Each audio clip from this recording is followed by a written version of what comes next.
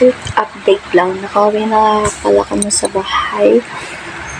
Ako na yung sumunod loob. Alam niyo, yung tinanggihan na nga ako. Binalik pa yung mga binigay ko. Siya pa nakaka-insult ko yung sa akin.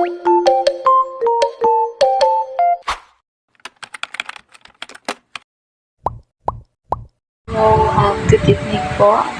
Quick update lang. Nakauwi na pala kami sa bahay. From 12:30 to 5:50 doon. Nasa clinic lang kami ngayon. Nasa bahay na kami. And ito po, nagpapahinga na din. Pina-check up ko po yung baby love ko. Ang findings is, yun, siguro na-dehydrate siya. So, binigyan siya ni Doc ng Viva Light Plus, yung ready to drink na may flavor. Then, yun, yung meron din siyang Aero Floral. Yan, para sa para sa pag nagsuka na naman siya ulit, pag nag-vomit. So, syempre para din yung sa sa sikmura, kapag sumakit yung sikmura niya, ayun, pagtatay. Tapos yung Doren pa din. So, yun. So, ang dami pong gamot. Diyos ko po, gamot lang po niya, umabot ng 1,000. Pati na rin yung gamot ko doon. So, yung sa akin po, di ko pa po nabibili. Ang nabili ko lang is yung vitamin ko na Zinc Plus. Kasi kailangan ko po maging malakas. Kailangan kong uminom ng vitamin. Kahit paano, pero di ko pa po nabili yung mga gamot ko. Sa mahal ng mga gamot ko. My goodness, Lord. Ipanalo niyo po ako, Lord. Hindi ko na po alam yung gagawin ko. Saan ako kukuha ng ugot ng lakas. Saan ako kukuha ng kakayahan. Wala akong kakayahan. Though, ginamit ko lang po yung puhunan ko sa Gcash ko at saka yung binigay sa kanyang pera ng birthday niya. Okay lang naman po, at least mababalik din naman yung mapapalitan din yan. So, wala na rin akong inistorbo ng tao. Hindi ko na lang inistorbo yung dati nga. So, ang ginawa ko is pumunta na lang kami kahit ng clinic para ipa-check up siya, kasi nga ayoko na mangyari to. Ayoko na may mangyari naman na dahil sobrang init din siguro. Tsaka na para ako napaparanoid kasi ang dami ko nakita sa mga online. Kaya minsan ayoko na po Facebook. Gusto ko na lang na mag-deactivate, pero kasi na-trigger din ako minsan. Nalulungkot ako, natatrauma ako. Alam niyo yung napaparanoid ako. Ang dami mga nagkakaroon ng mga sakit, yung mga bata, yung mga amoeba or mga cancer, ganyan. So, wag naman po sana. And thank God kasi si Baby Love is napaka-brave and strong niya.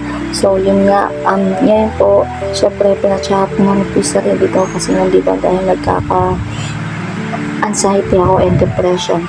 So, alam nyo yun, yung ang dami kong mga problema, pinisip, patong-patong na, ang dami kong kulang na lang mabaliw na po ako, you know, I'm going crazy. So, I have a lot of problems. I am thinking a lot. So, you know, I'm struggling and I'm passing through a lot. So, wala naman po kasi alam yung mga iba. At tapos may dumadagdag pa sa problema ko, sa iniisip ko. Hindi ko alam bakit may mga ganyan tao, no? May mga nagdadagdag pa. So, ambis na lang magkaroon ako ng peace of mind. Diba? Ayoko na lang pumatol, pero minsan matatrigger ka talaga, emotional ako ngayon. Alam mo yun, yung may mga tao palang ganyan, no? Yung, though, ako na yung sumunod loob. Alam niyo, yung tinanggihan na nga ako. Binalik pa yung mga binigay ko. Siya pa nakaka-insult ko yung sa akin sa part ko. Nakaka-insult ko at nakakasakit yun. Tapos, nag-effort ako. And, syempre, minsan kailangan hindi po lawakan yung pangunawa o pag-iisip.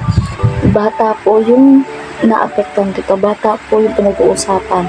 So, ngayon lang po ako magsasalita ha. Ngayon ko lang ito sasabihin. Napahaba na yung video ko dito. Actually po, may nabasa kasi ako mga text kanina, mga messages. Alam niyo yun, napagising ko, wala akong almusal hanggang lunch. Kasi ngayon nisip ngayon ako, nanghihina rin ako. Tapos, pati katawa ko nanghihina, pati utak ko. Tapos, mababasa ko na may sayad daw ako or meron daw akong problema or di daw ako matinuloy, ayaw ko magbago. So, wala naman po akong pakialam kung marinig niya to or makita niyo video ko. Ang akin lang is wala naman po ako tinatapakan na tao.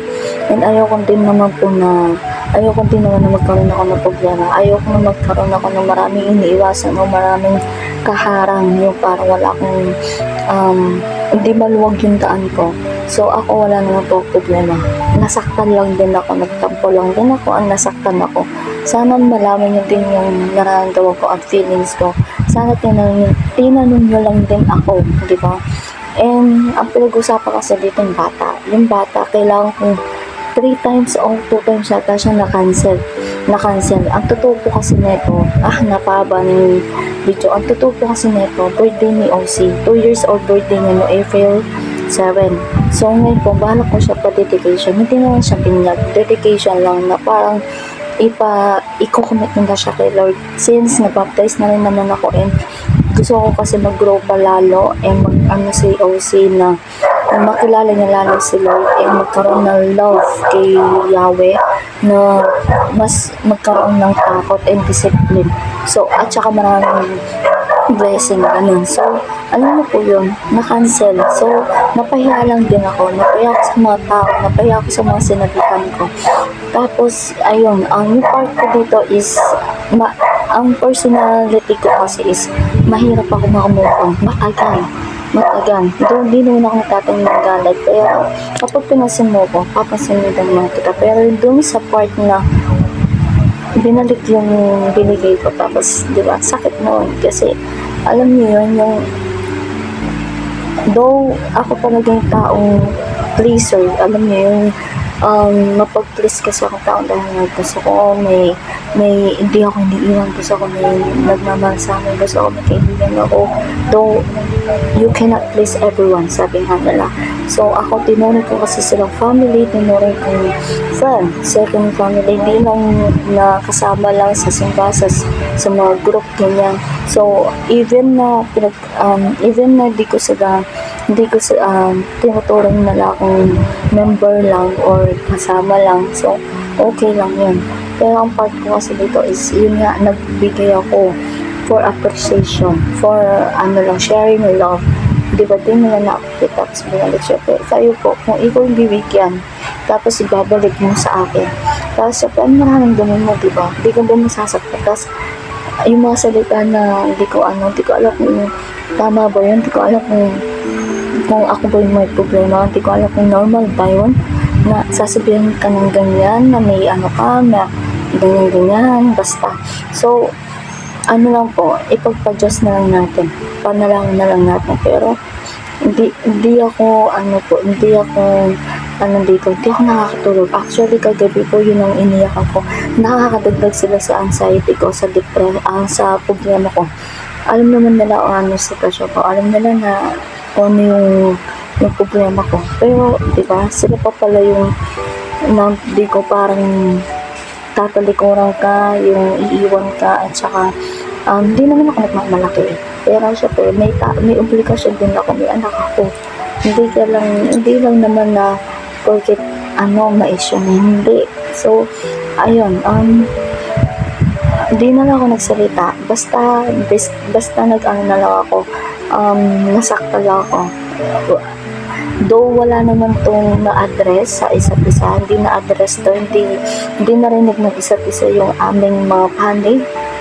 Ito yung di maganda eh. Pero okay lang po. Napahaba na po ang video ko and baka marinig na to, baka magalit pa, baka ikasama na naman po itong video ko. Ang akin lang po is vlogger ako and wala naman akong tinatapakan ng tao at wala akong mention na pangalan dito. Nasa iyo na po yung matatamaan ka or masasaktan ka. Ang akin lang nasaktan ako and na-insulto ako, na-hurt ako. So, yan, bahala na po ang ating Yahweh. Yun lang po. And marami akong pagdadaanan, marami akong iniisip. Yung anak ko pinakawasap kasi hindi sakit yung anak ko, hindi maganda pakaranda. Give love na lang po. Give love na lang po and spread the love. Spread the good vibes. Yun lang po. Huwag na po tayo maging bitter or Kung ano man po yung nagawa, patawarin niyo na lang, diba? Yan lang po. So, bye-bye po.